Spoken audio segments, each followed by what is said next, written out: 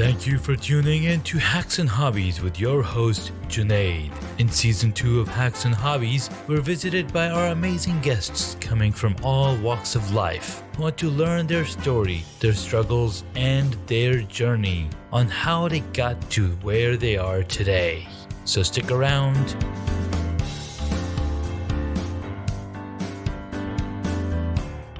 In this episode, we get to speak with Kris Macc.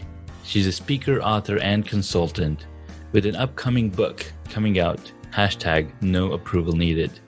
She helps corporations and companies be better emotionally equipped to deal with or have a good way of a balance with employees and having that emotion, because a lot of times companies feel like they are robotic. They're just looking for that bottom line. So Kris here helps those companies be emotionally intelligent companies and leaders so they can run companies that are humanized. Kris, thank you so much for joining us and coming onto the podcast. Thank you, Junaid. I appreciate it. Absolutely. So EQ is something new that it's not new, but for the longest time, everybody would talk about IQ, and EQ is the emotional quotient of somebody or some person. And it resonated with me because as human beings, we have a ton of emotions, and how to deal with these emotions is a completely whole new way of, like, we go through life, right? And we have a lot of help from our parents, help from teachers to be better human beings. But like, tell us a little bit about, like, where did the concept of no approval needed and like what inspired you to be an EQ consultant? Yeah. So first, let's go back to just EQ in general. Yeah. So emotional intelligence is, been out for, really, the concept has been out for more than 30 years. But to your point, even though it's been talked about in business for a while, it's still a fairly new concept for many people. Yeah. And I was first exposed to it probably 20 years ago when I was a psychologist for the school systems. And back then, we were going around to entire school faculties and doing a train the trainer model where we would train the teachers on emotional intelligence so that they could train the kids. Because we knew that back then, if the kids were equipped with emotional and social skills, they performed better academically, there were fewer behavior problems, and lower absentee rate. So then fast forward to my time in corporate America, and I was exposed to it from a business standpoint. And it just made so much sense to me, with the background in psychology, that we experience emotions 24/7. And so what I find so fascinating about the workplace is that so many people are very naive in thinking that we can separate emotions from business. It's impossible, because that's not how we're wired from a neurological standpoint. Yeah. Our emotions cue us into what's going on in our environment. So it becomes critical to learn how to use them to our advantage so that we can perform at an optimal level at work. It helps us to understand ourselves better and how to navigate our emotions, how to express ourselves in a way that's professional and meaningful, how to build strong relationships, how to make good, sound decisions without not allowing emotions to get in the way, and how to cope with challenges. So we're talking about stress tolerance there. Yeah. So you can see how it would be really important for leaders and individual contributors to be emotionally intelligent at work. Yeah, no, that's really powerful, because you're mentioning 20 years ago, teachers were you're going around teaching teachers how to be emotionally intelligent. And I didn't go to school system in the United States. I went to school system in a totally different country, and back in Saudi Arabia. And I don't know what level of emotional intelligence they had, but we, growing up, it's a totally different school environment for me. And coming to the corporations, like you mentioned, businesses need to be more emotionally intelligent because the people, the humans that are running it, have these emotions. If AI or computers were running a business, then yeah, you might not need that much EQ in there, or EI, emotional Hmm. intelligence. Yeah. So yeah, you're absolutely right. We need to be better equipped. So with your experience and working for Fortune, 500 companies, and bringing this EQ, and it's really interesting because when you mentioned, right, EQ has been around for 30 years, Hmm. and I'm drawing parallels with user experience. That's been around for Hmm. around 30 years as well, because it first came up when we started using computers, because Hmm. that's where the user experience comes from. And there's still a lot of companies, a lot of recruiters. Like, I've never hired for a UX position, Mm. so I've been a recruiter for 20 years, but I've never had to hire somebody in this area. Can you tell me something about it? So it's really, really interesting because it's almost like EQ is in its own niche area, Hmm. just like Hmm. UX is, just like so many different things are. Hmm. So what is one thing that you've done, or like what are some things that companies are doing to bring it more apparent, or become, basically make it more popular? Hmm. Some companies are really ahead of the curve, and they're very intentional and progressive in trying to create emotionally intelligent workplaces. I mean, I've done some really significant work with some large global pharmaceutical companies, Yeah. and they've had me do not only assessments where that gives people a baseline of their skill set, Mhm. but also some one-on-one coaching. And then we've done virtual webinars because the challenge with today's workplace is organizations are designed with a matrix design, or you have so many remote workers that people that are trying to decide how do we get training, you have to be really versatile. So Yeah. we don't only do face-to-face workshops and training, but we also do virtual. That way you can reach people wherever they are. And so it's really about making the training, the coaching accessible. Yeah. And same thing with the assessments. People can do those online, and then we do one-on-one debriefs through like a Zoom call or something. So it doesn't matter what country they're in, it doesn't matter what the time zone is, it just makes it really easy to work with them. But we always start with a needs assessment to figure out, well, where are their blind spots? So just like we as individuals have blind spots, Mhm. leaders have blind spots, and organizations have blind spots. So I help them identify those first, and then that helps us decide, what's the type of intervention that we need to co-create to make the most impact. And so it's really fun, and you definitely can see the impact as far as people improving communication, Mhm. improving, and that. And they've done a lot of research actually Yeah. that shows that people who are emotionally intelligent outperforming those who are not using those skills. Mhm. And there's actually some data that shows that those who are emotionally intelligent are earning about $30,000 more per year Wow. than their colleagues. And, it makes sense. I mean, these are the people that are closing the sales, they're getting Mhm. the promotions and the merit increases. So it makes sense that these people would earn more money. Nice, nice. And how many sessions of a coaching with EQ does somebody require to achieve that level of improvement? And how much is empathy involved in EQ? So I'll answer the empathy question first. I mean, that's actually one of the skills. So the model that I use is the EQI 2.0, and it's Mhm. it's really the most robust as far as scientific validity and reliability. And Mhm. that's why I went with that model. There are others that are okay. I think Yeah. that again, the EQI 2.0 is the most robust. So there's 15 skills, and empathy is one of them. But Mhm. to your question about empathy, when you're dealing with other humans, Yeah. that's one of the most critical skills that you have to know how to use. The problem is that it's not always easy to be empathetic towards someone else, especially if we don't like them or we Mhm. don't agree with them. Our empathy switch gets turned off, and we Yeah. need to learn how to turn it back on so that we can be more collaborative instead of having these adversarial relationships where communication breaks down. But as far as coaching goes, it really depends on the individual.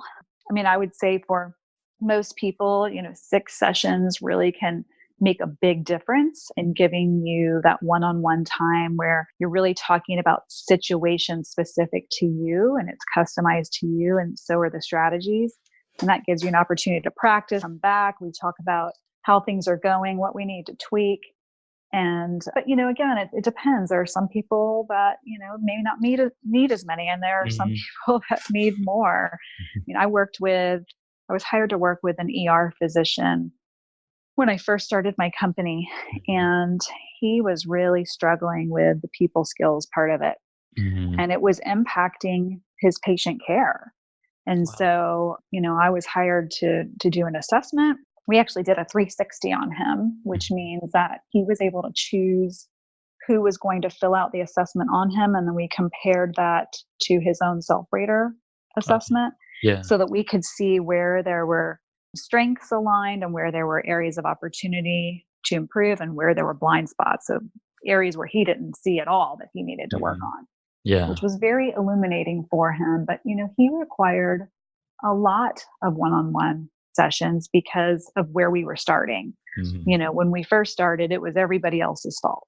He could not see that there was any personal accountability in the situations that were contentious at work, whether it was with a patient or with another, care provider. And by the time we ended, he was a completely different person. And that was really rewarding to see because he was at the beginning of his career. My fear was that he was not going to be successful. My fear was that he was going to get fired and then blackballed because he had, there was so much data that was being collected on him that said, he was not somebody that people wanted to work with. So, to be able to impact someone's life like that was really rewarding for me. Nice. That's really beautiful. And I can relate. I don't know if I can relate, but I'm drawing some parallels. I love parallels, and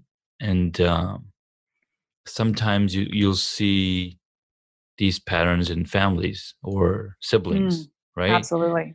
And it's really interesting, like how people deal with it. And like I've been watching this TV show called A Million Little Things, and it's really interesting the dynamics in there between siblings, between father and son, and you see like where, because over time we build these preconceived notions about our siblings or about different people, and then you're always going to watch them from that same lens. Like you won't take off those glasses and see them from a new light because maybe there's something different.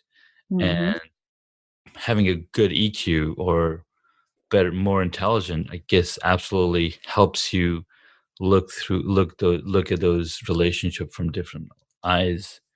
Yeah, I mean, I think to your point, these skills aren't just work skills, they're life skills. Yeah. So, the implications for our relationships, whether it be family or colleagues, is really important. And, I think when I train people to start, not just to understand the concepts, but how does it apply to my life or at work? Yeah. It's about getting really curious with yourself and starting to own your part in things. And, when things aren't going right, well, what can I do to change that? And, if I can start to understand what the patterns are from my choices and my behavior, that's when I can start to improve and come up with strategies that'll work for me the next time a similar situation arises.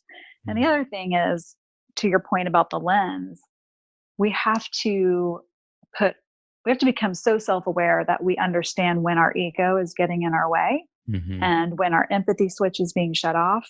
And we have to put that in the back seat, put that ego in the back seat, get real curious about what we're doing and why we're using that lens to view other people, and also recognize that we all want other people to assume good intentions about us, but we don't do the same for others. Yeah. And that's when things, that's when communication and relationships break down. So we have to come from a place of, understanding that most of the time Yeah, people have good intentions. And, absolutely. there's failed expectations that happen, but that's when an honest conversation needs to happen. Yeah. So, One of the sayings of the prophet is that, or even in the Bible, do unto others what you want done unto you, mm, right? And mm-hmm, that comes exactly to the point that you're mentioning, that mm-hmm, people want good things happen to them, and they want other people to treat you well. Well, mm-hmm. it goes both ways, buddy. Yes, it does. Yeah. Absolutely. Yeah. One of the things that I help organizations with is creating a culture of trust. Hmm. And it's so interesting. I worked with a global beauty company, Hmm. and they rolled this workshop out company wide. And I'll never forget, one of the very first workshops that I did, there were Yeah. some executives that attended the workshop. And I remember one of the women saying, well, this was at the beginning of the workshop. I'm really good at creating trust because I have good intentions. Hmm. And I was like, okay, well, let's hold on to that thought. And Yeah. then we did an exercise where everyone realized that they break trust, whether they mean to or not. We all do it in Yep. every relationship. We all break Hmm. trust. And, we're not always aware that we're doing it. Yeah. And so then it was, oh, okay, intentions don't always align with behavior. Hmm. And so we have to understand that, listen, none of us are perfect. We all break trust. So how can we repair it? And how can we get better about thinking about building trust? Because Yeah. most of us don't think about it until trust has been broken. Hmm. We're not intentionally thinking in every moment, how can I build and maintain trust? We're only thinking about it when somebody breaks our trust. Yeah. Oh yeah, Yeah. absolutely. Yeah. So it was fascinating. It's like I can't. Yeah. And one of the examples from the show was this one gentleman. If he's like, you know, if she had found out from you, if you had told her, Mm-hmm. she will trust you better. But since she had to find out a different way, she's not going to trust you. So you have to go through the pain and take this medication or whatever. Mm-hmm. So it's really interesting. I was going to say, on the topic of trust, Yeah. one of the questions that I asked in the book, hashtag no approval needed, and I interviewed women from around the world and asked them lots of different questions. But Yeah. one of the questions that I asked was around the topic of deal breakers, and what would cause you to draw a line in the sand and end a friendship or a relationship. And almost universally, one of the top answers was when someone breaks my trust. Yeah. And I thought that was so interesting. And I wish that because my follow-up question should have been, have you ever broken someone's trust? And Yeah. I'm sure everybody would have said yes. But Yes. yet our Hmm. standards for how, what would cause us to end a relationship is if somebody breaks our trust. So it's just, humans are so fascinating. And I just love having people, take the masks off and be authentic, Yeah. which we don't always see, especially on social media. No, we don't. We don't see that at all. And what's really interesting about human beings being interesting is that a lot of times we keep saying, "Oh, I'm rational." Not really. Mm-hmm. We are Mm-hmm. very, very irrational people. Yes, we are, and we like to tell ourselves stories that we believe. Hmm. Sometimes these fairy tales and fantasies about who we are and how we live our lives, and we're not even always honest with ourselves, much less everyone else. Exactly. And I was trying to get them to dig deeper and take the masks off, and that was one of the fascinating things about the book. Was there were some stories that I heard that people had never said aloud before, and Hmm. they couldn't believe that they were, in some cases, telling a stranger the story. But sometimes I guess it's easier to talk to somebody who doesn't know you. Yeah, Yeah. absolutely. Wow, those are some going to the mind hole. What's Hmm. really amazing about the mind, and I attended this TED TEDx here in Ashburn, and one of the speakers were talking about the mind and how there's three portions of the mind. There's the frontal, Mm-hmm. which makes all current happenings, attending to what's happening. Then there's the limbic brain, which Mm-hmm. does all of your intelligence work and all of your thinking and all of your, and then you've got the defensive brain, um, or the lizard brain. I can't remember Mm-hmm. what you mentioned. Yeah. Right. So the lizard brain is always, it's always up front and center in deciding how you're going to behave in any situation whatsoever. Yeah. And Your lizard brain is really looking at, it's looking at fight or flight. yes, I mean, it's responsible for other things like, Mhm. Determine if you're going to, engage in sexual behavior for procreation and, Right. if you're going to eat to live. And it's Yeah. really survival. It's Yeah. those things that help us survive as a species. And then your limbic is where your brain is processing those emotions. And then Yeah. your frontal lobe is all the rational thinking. And so, in the context of emotional intelligence, Hmm. the problem is that, all of our external cues enter our brain through the primitive part of the brain, the lizard brain. Yeah. And then it has to go through the limbic system. That's where the emotions are processed. But Hmm. we don't have rational thought attached to that until it reaches the frontal lobe. Oh And my there's a little bit of a lag time there. So God. when you'll hear the term emotionally hijacked, Hmm. and that's when, think about the United Airlines example where you had the passenger who wouldn't get off Yeah. and became, combative. Hmm. And you had the United Airlines workers who also were not thinking clearly and it ended up in a physical melee. If people had just paused and allowed their thinking brain to catch up with the emotional part of the brain, we wouldn't have these situations as often where people are doing things that they regret. Wow. And yeah. So that's one of the things that I teach individuals and organizations is we got to use the power of the pause because we're allowing the primitive part of our brain to put us into fight or flight mode. Oh my And God. that's never a good situation.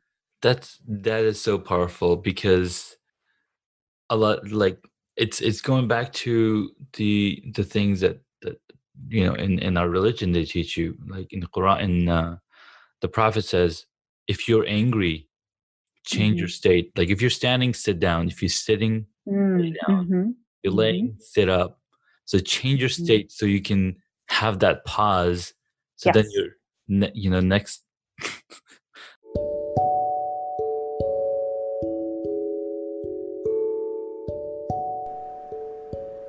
If you haven't heard about Anchor, it's the easiest way to make a podcast. Let me explain. It's free. There's creation tools that allow you to record and edit your podcast right from your phone or your computer. In fact, I'm recording this on my phone. You can make money from your podcast with no minimum listenership. So go ahead, download the free Anchor app or go to anchor.fm to get started.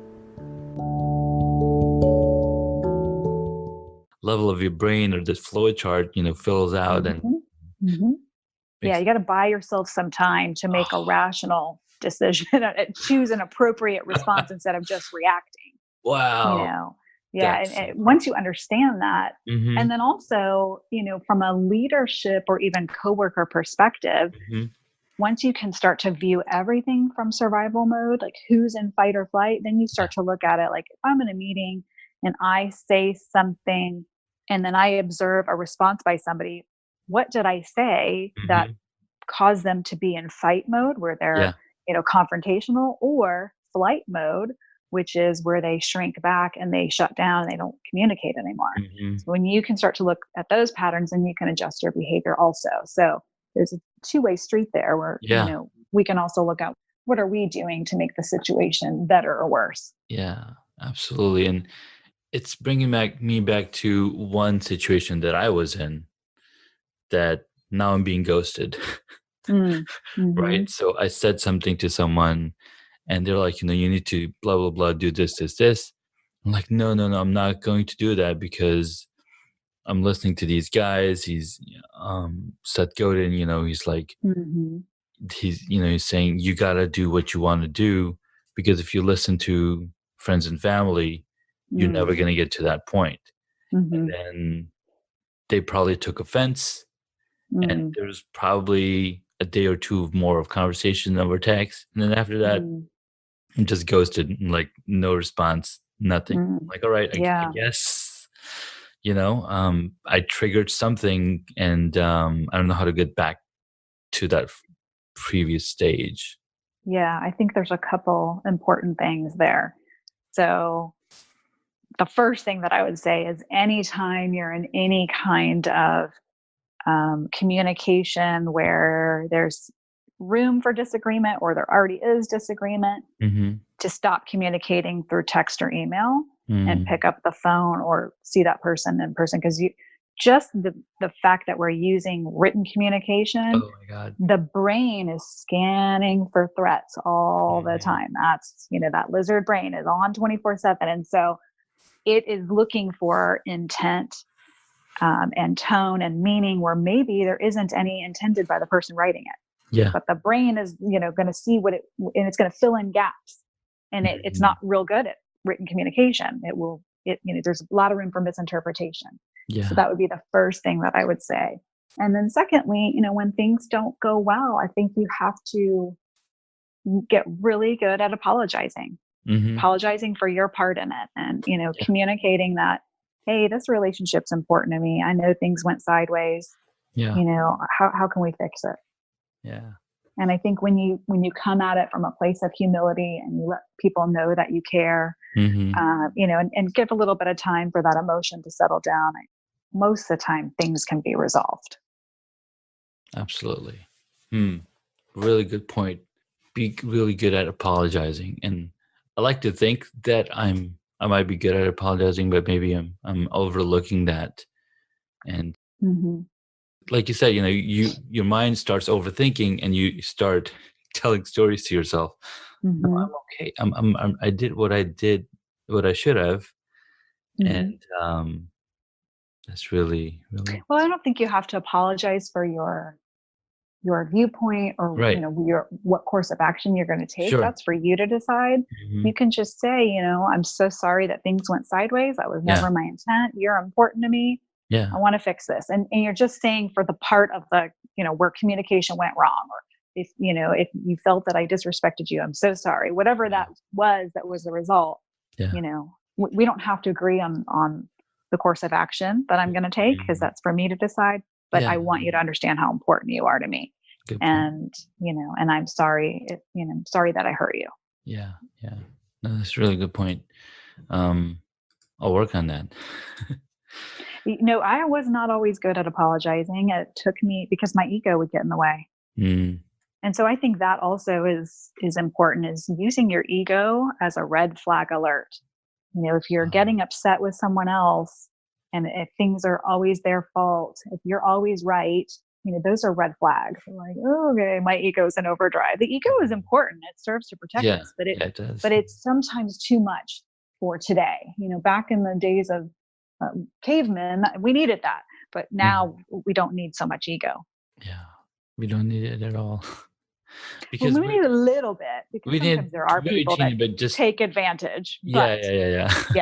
Yeah. But most of the time it's an overdrive, and it's making us do things to cut our nose off in spite of our face, and that's not good. Yeah. No, that's totally on point, because we are in this environment, in this era, there's a lot more collaboration happening than the individualistic approach at, I'm going to be an island and I'm going to do everything myself. And it's definitely important to have that ego in check. Yes. Yeah. If we want to be operating at optimal level, we cannot work in silos. There's very few jobs that you can work in a silo and be successful. Yeah. We have to be able to communicate with others in a way that's respectful and meaningful, and helping us to get done what we need to get done. So what are those jobs? Because I'm asking for a friend. For the silos? Yes. Oh gosh, I don't even know, because anything that I don't know. I don't know what that would be. Yeah. Um, I can't even think of one. I'm sure Yeah. there exist, I'm sure but they do. Because I'm looking from the perspective of I'm looking at construction. I'm looking at civil engineering. I'm looking at like all any of those you have to they communicate all with others, though. exactly. There's Yeah. so much communication. So Yeah, I mean, it's interesting. The that physician that I worked with, mhm. when we first started working together, he said, "I think I want to change my specialty and work in an ICU so that I don't have to communicate." And I said, "Okay, so you may have patients that are intubated and you're not communicating with them, but the caregivers are there, the Yeah, family, and the rest of the care team. So exactly. that's not a realistic option." It's like Yeah. we got to fix this, and it's not you changing your specialty. That's not Hmm. going to work. That's going to Hmm. result in failure for sure. Exactly. So, but it was interesting. I mean, I really can't.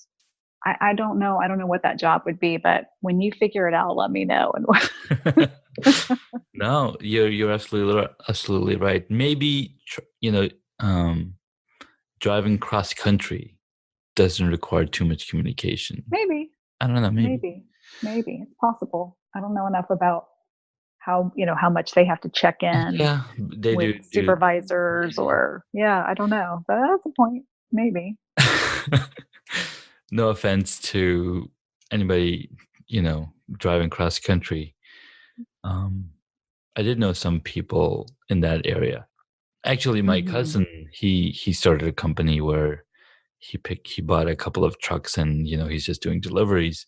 But Hmm. again, communication is the stepping stone for being human, right? Yes. And the better you are, the better human you are. Hmm. And Absolutely. It's wow. so Well, important. So important. absolutely. I am definitely looking forward to your book, No Approval Thank Needed. you. It's like, and what's amazing is the more I get older, the more I realize how important it is to think, how important it is to have better communication skills. And Hmm.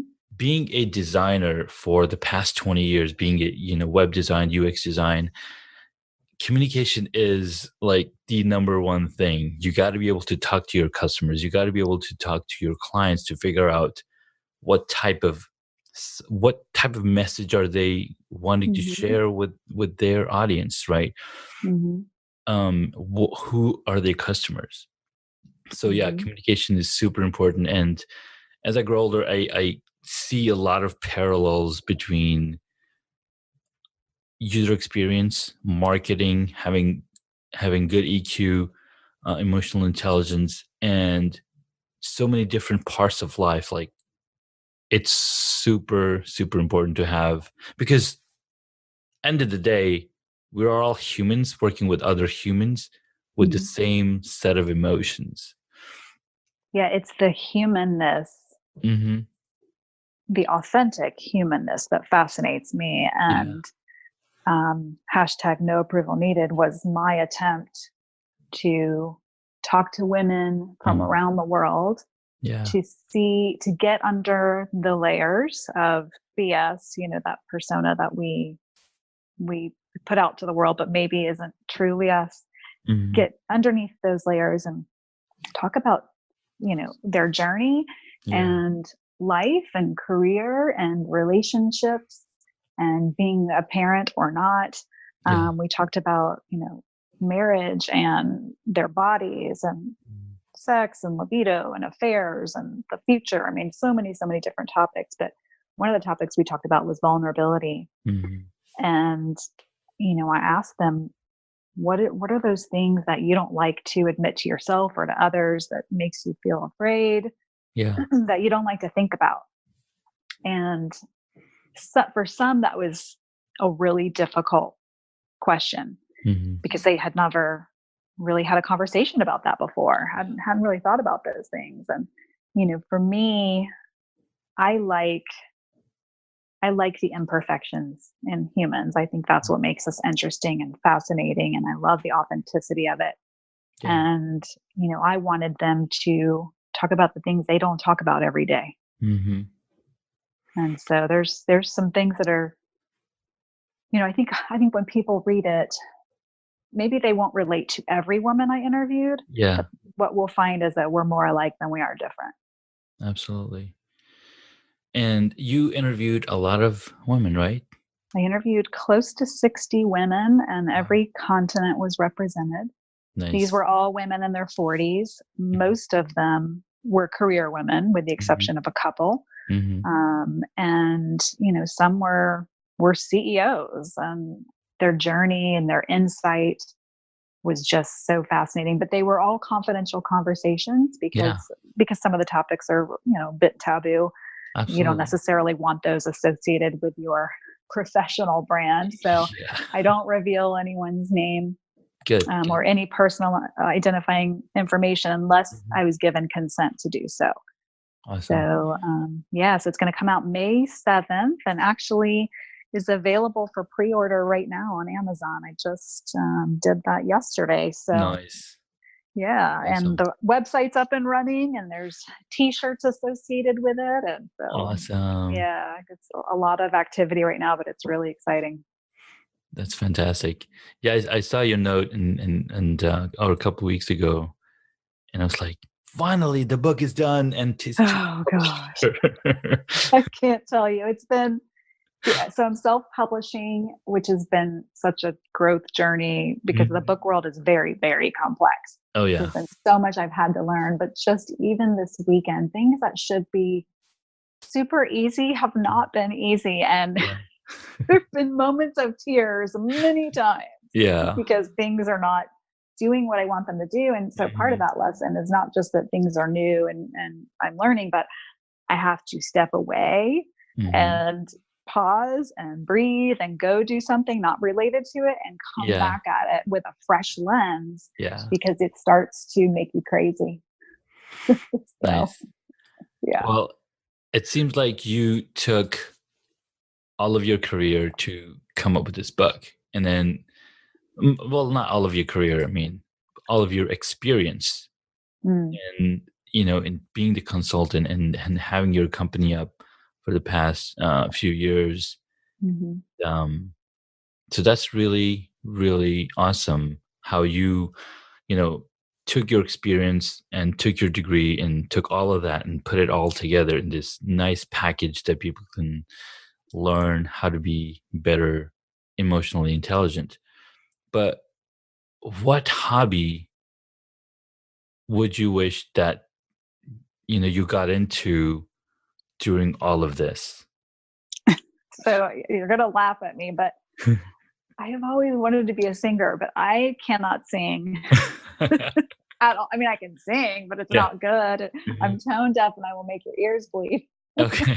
But if I could like wave my magic wand, Hmm. I would want to be a singer because I think besides the fact that I don't have a good voice, which in my dream world that would change, Sure. I think I've got stage presence, and so I know I would Nice. have fun, and I would make it fun for the audience, and I would be. It would just be an experience. However, you got to have a voice, and Mhm. unfortunately, that is lacking.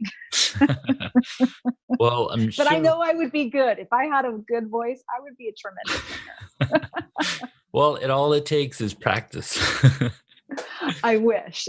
You wish, I'm really? missing the gene that, Oh, yeah, that allows you to hear how good or bad you are. I really am well, tone deaf. I'm not exaggerating that okay. at all. Right. All right. All you have to do is listen to Diana Wynn's dance Oh, yeah.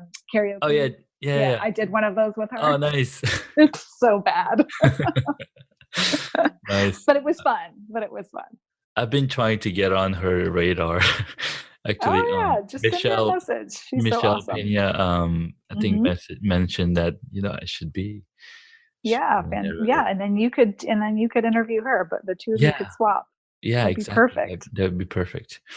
All right. So having, One thing I wanted to come back to was when you mentioned the authentic human, and Mm. I'm going back to Star Trek because I've been watching Star Trek Enterprise, the new Mhm. show that started a couple years ago, and I'm realizing why people were obsessed with Star Trek for the past 50 years. Mhm.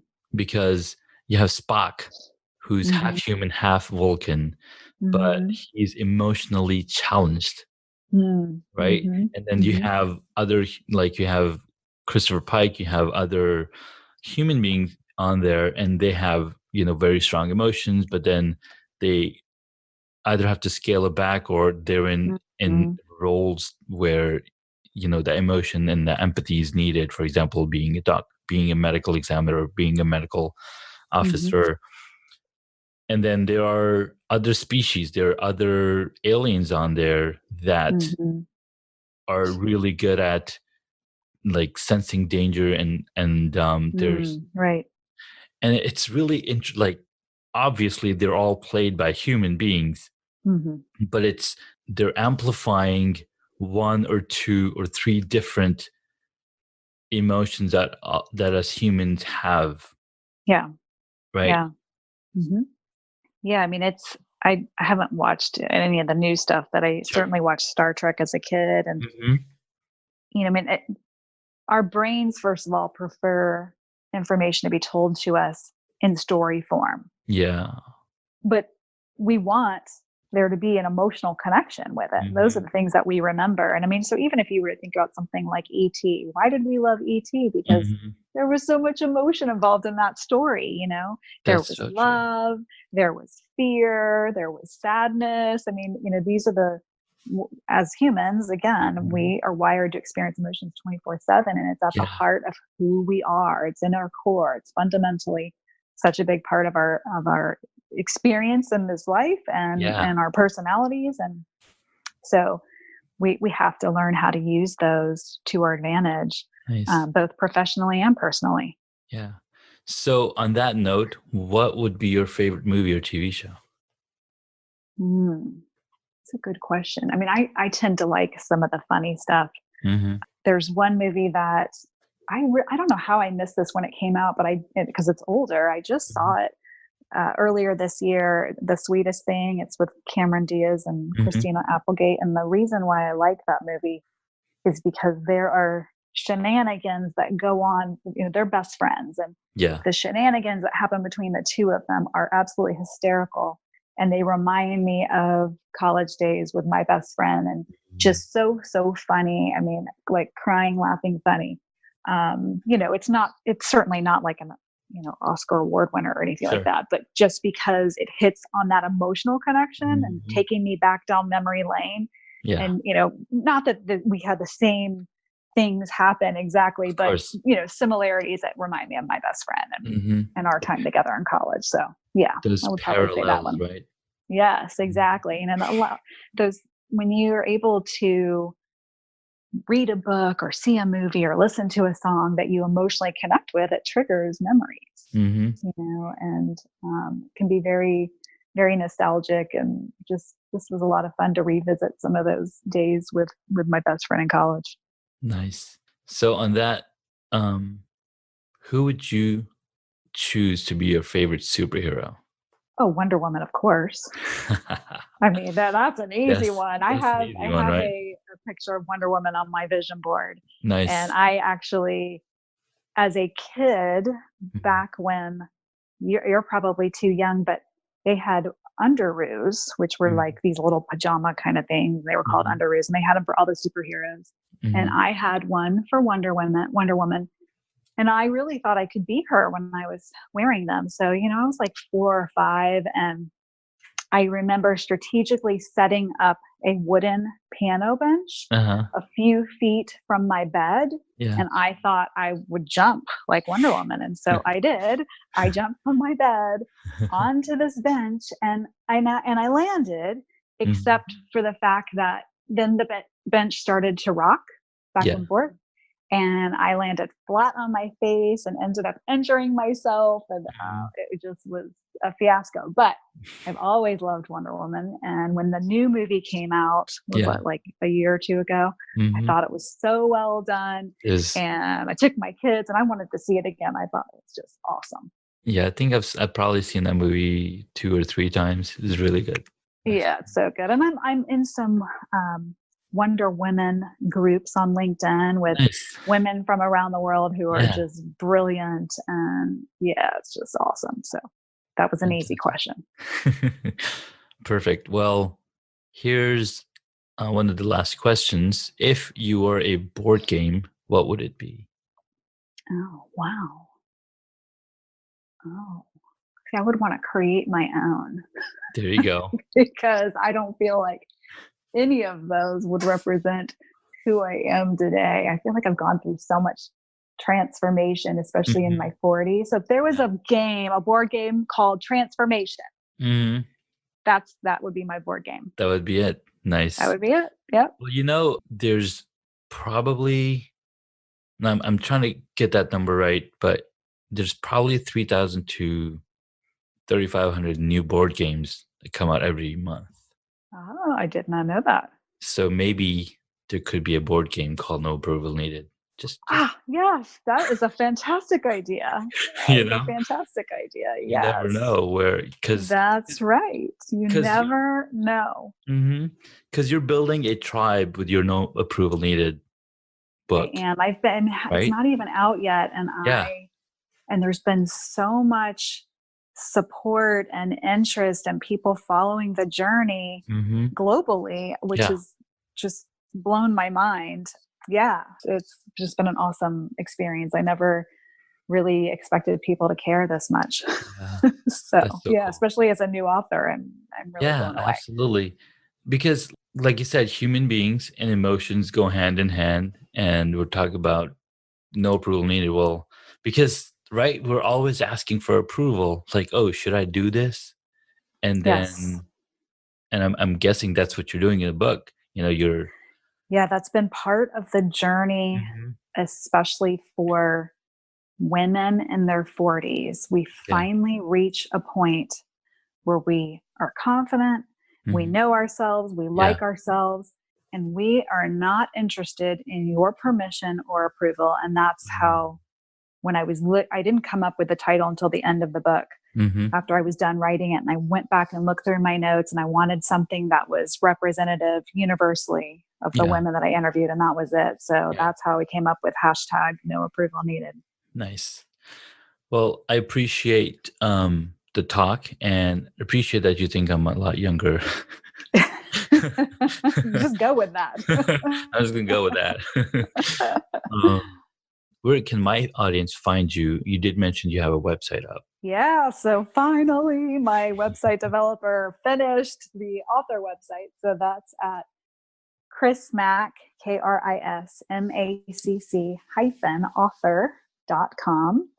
And then there's a Facebook group for the community, and that's #No Approval Needed book. Nice. And then my company website is KMacc, KMACC Solutions with an S.com. Perfect. I'll be sure to include the links in the show notes. And this was an awesome conversation. Thank you so much. Thank you. I appreciate it. It was an awesome conversation. And you should definitely swap with Diana. I'll definitely reach out to her. Thanks again, Kris. Thank you, Janae. Take care. You too. Thank you so much for taking the time to listen to this episode on Hacks and Hobbies. We absolutely appreciate your contribution. You can find additional notes on hacksandhobbies.com. Please share the podcast with your friends and tell them what you learned about our guest today.